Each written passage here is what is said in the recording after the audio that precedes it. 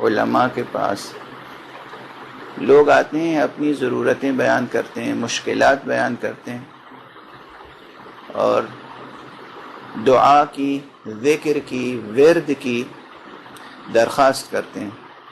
میری یہ مشکل ہے، آپ کوئی ذکر عطا فرما دیں، کوئی دعا بتا دیں، کوئی تعویذ دے دیں۔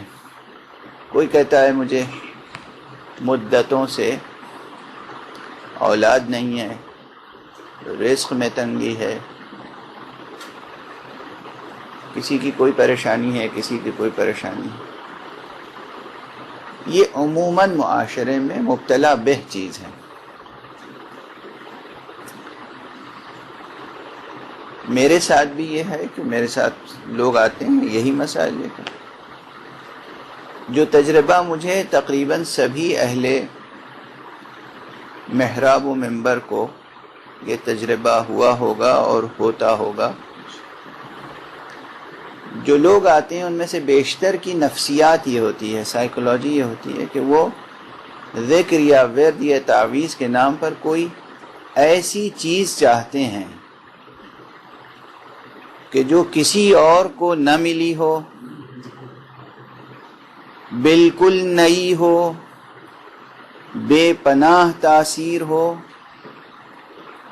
کچھ عجیب سی ہو۔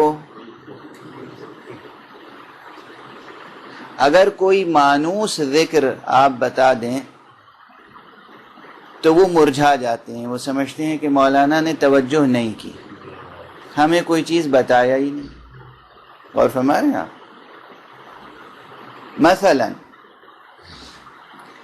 بہت سے حضرات آتے ہیں، میں آپ کو یہاں پر ایک روایت ذکر کروں اور اس کے بعد قرآن مجید کا حوالہ دے کر آپ کے سامنے اس بات کو واضح کروں۔ میرے پاس بہت سے حضرات آئے کہ مولانا شادی ہو گئی اور ایک مدت گزر گئی مگر ابھی تک اولاد سے محروم۔ میں نے ان سے کہا آپ جائیے روزانہ نماز صبح کے بعد استغفار پڑھا کیجیے، استغفار کی تسبیح، استغفر اللہ۔ تو وہ ایسا مرجھا گئے، اس طرح مرجھا گئے، ایسا منہ بنا کے گئے کہ جیسے انہیں ہم نے کچھ نہیں دیا، کوئی بات نہیں بتائی، بلکہ دوسروں سے جا کے کہا کہ میں نے ان سے کہا تھا، انہوں نے کچھ نہیں بتایا۔ یعنی استغفار ان کے لیے کوئی ذکر نہیں ہے۔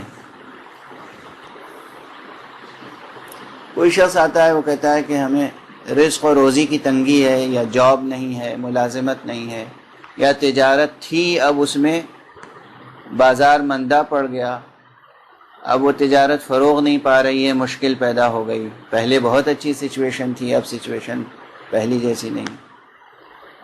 ان سے کہہ دیجئے کہ استغفار کثرت سے کیجئے، تو وہ سمجھتے ہیں کہ کوئی ذکر نہیں ہے۔ یعنی کوئی اچھوتی چیز ہو اور مشکل بھی ہو، یعنی 1 گھنٹے 2 گھنٹے کا عمل ہو تو سمجھتے ہیں کہ انہوں نے کوئی چیز بتائی۔ توجہ ہے؟ یہ عوامانہ سوچ ہے، عامیانہ سوچ ہے۔ اب میں اس مثال کو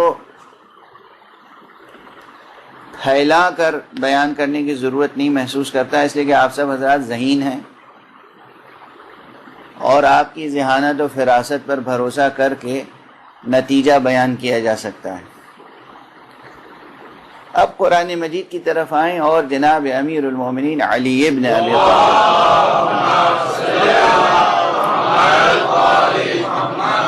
علیہ الصلاۃ والسلام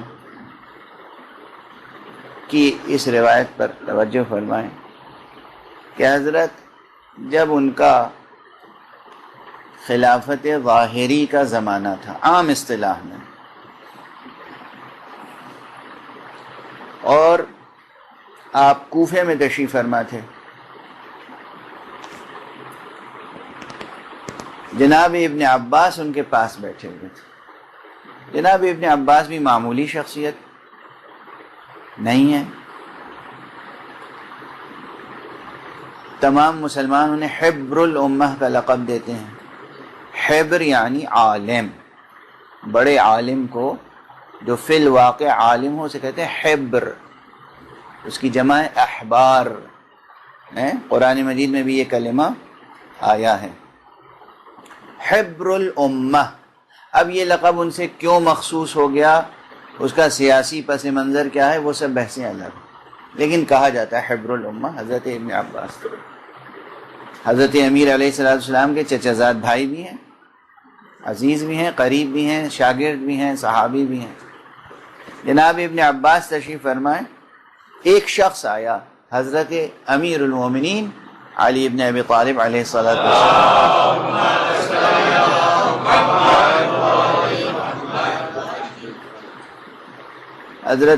حضرت سے اس نے درخواست کی، یہی درخواست، یا امیر المومنین اولاد نہیں ہے. آپ نے فرمایا جاؤ کثرت سے استغفار کرو. چلا گیا. اس کے بعد چند حضرات آئے اور انہوں نے کہا کہ یا امیر المومنین ہمارے شہر میں بارش نہیں ہوئی، اور بارش نہ ہونے کی وجہ سے زراعت برباد ہو گئی. حضرت نے فرمایا جاؤ کثرت سے استغفار کرو. اس کے بعد کچھ لوگ آئے دوسرے شہر سے، ظاہر یہ حکومت کا زمانہ ہے، کوئی یمن سے آ رہا ہے، کوئی مصر سے آ رہا ہے، کوئی بحرین سے آ رہا ہے، کوئی عراق سے آ رہا ہے، کوئی ایران سے آ رہا ہے. جہاں تک مملکت اسلامی ہے سب رجوع کر رہے ہیں جناب امیر المومنین علیہ الصلوۃ والسلام سے.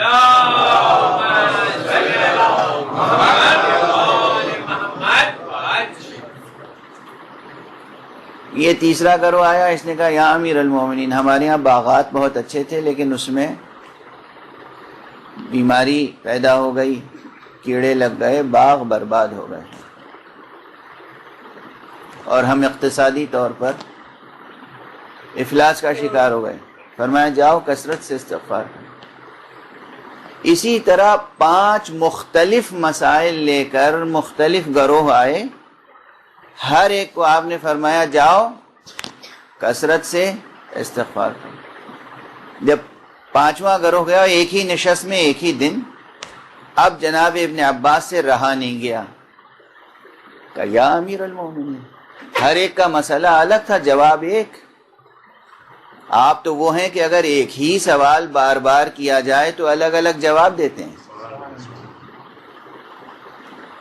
سب کا ایک سوال آپ کا الگ الگ جواب ہوتا ہے، یہاں ہر ایک کا الگ الگ سوال، آپ کا ایک ہی جواب. تو آپ نے فرمایا ابن عباس تم نے قرآن مجید نہیں پڑھا؟ قرآن مجید میں سورہ مبارکہ نوح میں کیا فرمایا ہے پروردگار نے؟ جناب نوح کی زبانی قلت استغفروا ربکم انہ کان غفارا، استغفار کرو، پروردگار بہت بڑا غفار ہے، یعنی آخرت میں مغفرت ہے. یرسل السماء علیکم مدرارا، اور دوسرا اثر استغفار کا یہ ہوگا کہ تمہارے اوپر بارش ہوگی، بے پناہ آسمان سے بارش ہوگی. وَيُمْدِدْكُمْ بِأَمْوَالٍ وَبَنِينَ، اور تمہاری مدد کرے گا مال سے اور نسل سے، اولاد سے. وَيَجْعَلْ لَكُمْ جَنَّاتٍ وَيَجْعَلْ لَكُمْ أَنْهَارًا، اور تمہارے لیے باغ عطا کرے گا، نہریں عطا کرے گا. یہ سن کے جناب ابن عباس نے کہا یا امیر المومنین ہمیں ایسا لگتا ہے کہ آج سے پہلے یہ آیت نظر سے گزری ہی نہیں تھی. قرآن مجید کی آیت ہے سورہ مبارکہ نوح کی، جس میں ایک عمل کیا؟ استغفار، اور اس کے 5 فوائد وہیں لکھے ہوئے ہیں. تم استغفار کرو، اس کے نتائج کیا ہوں گے؟ 5 نتائج اس ایک مقام پر ہیں، باقی قرآن مجید میں دوسرے مقامات پر اور بھی فوائد ہیں، لیکن ایک عمل استغفار کا فائدہ یہ ہے کہ آخرت میں بخشش ہوگی، دنیا میں بارش، رحمت، باران رحمت، باغات، نہریں، مال، اولاد. اور ابن عباس کہتے ہیں یا امیر المومنین ہمیں ایسا لگتا ہے کہ اب سے پہلے یہ آیت نظر سے گزری ہی نہیں تھی. ایک عمل استغفار. پھر اب اس استغفار کا صیغہ کیا ہو؟ جملہ کیا ہو، کون سا استغفار پڑھیں؟ کچھ استغفار ایسے ہیں کہ صفحے بھر کی یا 2 صفحے کی دعا ہے، یا اس سے بھی طویل دعا ہے۔ یہ منحصر ہے کہ مکلف یا انسان داعی، دعا کرنے والا، اس وقت اس کے اپنے ظاہری اور باطنی، داخلی اور خارجی حالات اور کوائف اور شرائط کیسے ہیں۔ توجہ فرما رہے ہیں آپ کے پاس وقت ہے، فرصت ہے، توجہ حاصل ہے، اللہ سبحانہ و تعالی کی طرف دل اور ذہن کو رجوع کی کیفیت حاصل ہے، دل اللہ کی طرف اس وقت مائل ہے، جتنی دیر تک آپ دعا کر سکتے ہو دعا کریں، پوری شب اسی کیفیت میں گزر جائے، کئی دن اسی کیفیت میں گزر جائیں، لیکن آپ اضطراب کی حالت میں ہو، اضطرار کی حالت میں ہو، پریشانیاں ہوں، کسی کل آپ کو چین نصیب نہ ہو، ایک لمحے بھر کے لیے یا اللہ کہہ دیں، دعا مستجاب۔ یہ ایک یا اللہ شب بھر کی عبادت کے برابر ہے۔ توجہ فرما رہے ہیں آپ؟ مقدار کی اہمیت نہیں ہے، کوانٹیٹی کی اہمیت نہیں ہے، کوالٹی کی اہمیت، مقدار کی اہمیت نہیں۔ چنانچہ استغفار بھی صحیفہ مبارکہ سجادیہ، صحیفہ مبارکہ علویہ اور دوسری دعاؤں کی کتابیں، اقبال ابن طاؤس کی مصباح کفامی، مصباح شیخ طوسی، بہت سی کتابیں ہیں، ان کتابوں میں کئی صفحے کی 10 صفحے کی دعائیں ہیں استغفار کی، لیکن فرصت ہو تو وہ پڑھیں، فرصت نہیں ہے صرف اتنا سا فقرہ کہیں استغفر اللہ، بس صرف اتنا سا استغفر اللہ۔ ایک تسبیح اگر انسان استغفر اللہ کہے، ایک تسبیح، روایات معتبرہ میں دیکھیے کہ اس ایک تسبیح کا کیا کیا اثر ہے۔ صرف استغفر اللہ استغفر اللہ استغفر اللہ استغفر اللہ استغفر اللہ 100 مرتبہ۔ دوسرا صیغہ اس سے ذرا بڑا ہے، استغفر اللہ واتوب الیہ، فرصت ہو یہ کہیے۔ تیسرا صیغہ اس سے ذرا بڑا ہے، استغفر اللہ ربی واتوب الیہ۔ چوتھا صیغہ اس سے بڑا ہے، استغفر اللہ الذی لا الہ الا هو الحی القیوم واتوب الیہ۔ پانچواں صیغہ اس سے بڑا ہے۔ اسی طرح مختصر ترین فقرے سے لے کر طویل ترین فقرہ موجود ہے، ہر فقرہ میزان الہی میں برابر کا وزن رکھتا ہو اگر دل میں جذبہ موجود ہے۔ یہ وزن لفظوں میں پیدا ہوتا ہے، لفظوں کا اپنا کوئی وزن نہیں ہے، ورڈز، الفاظ، ان میں کوئی ویٹ نہیں ہے۔ ویٹ کہاں سے آتا ہے؟ نیت سے آتا ہے، قصد سے آتا ہے، ارادے سے آتا ہے۔ اور ہمارے یہاں الفاظ میں کوئی وزن نہیں ہے۔ ہزاروں صفحات اگر ریاکاری سے ادا کیے جائیں، ہزاروں الفاظ، ان کی کوئی قیمت نہیں، کوئی وزن نہیں ہے۔ اور ایک لفظ پورے اخلاص کے ساتھ ادا کر دیا جائے، ایک لفظ، اس کی بے پناہ تاثیر۔